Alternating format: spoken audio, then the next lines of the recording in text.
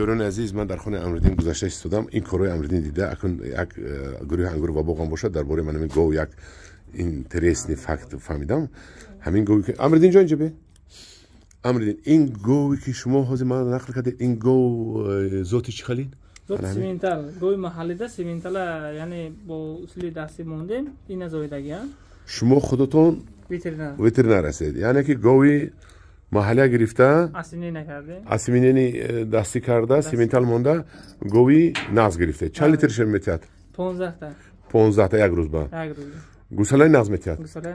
خیلی گوساله‌شو ببینیم. همین گوساله همین این چند ماه؟ این یک ماه 8 ساله. یک ماه گوساله کلون. همدوران عزیز، این من خرسند هستم از همین بچه‌ها. اینو بخچه هم همینان این کوام. اون بخچه یکم میشه. هم سیاهشه؟ سیاهش. چند ساله بای؟ 1 ساله 2 ماه 8 ساله. قدر کلون. انا همدوران عزیز با یک تا گاوی محله دیدیم. این گاوی محله برای چی آوردید اینجا؟ گاوی محله داشت ما چی در کار؟ ما ذات نگیریم. میمونیم دستی بعد برای چی شما گاوی محله آورده دستی از اسمینینی آلمانی دیگر چیزو کرده میگیره؟ برای چی؟ برای خوشیزاد کنی همین نسل، بعد آینده مثال نسل خوب شیر، یعنی مطابق با شرایط خودمون ها؟ مطابق شرایط خودمون میشه.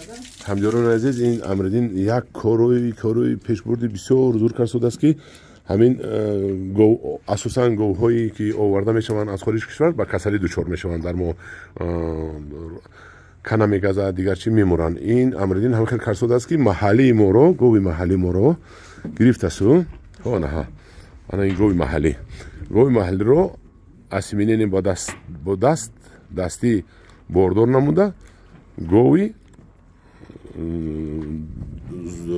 ذاتی محلی گرفته است. همین که ذاتی محلی گوی میشه، ذاتی محلی چالش گرفته است. این با کسل مطابق است؟ مطابق است. این کنه گزد میمورد؟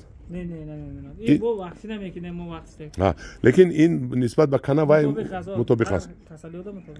من همداران عزیز دیدید، آفرین با خلق زحمتکش. یک جهان تشکر امردین جان. شما با سرتیفیکت شما هست. شما میتونید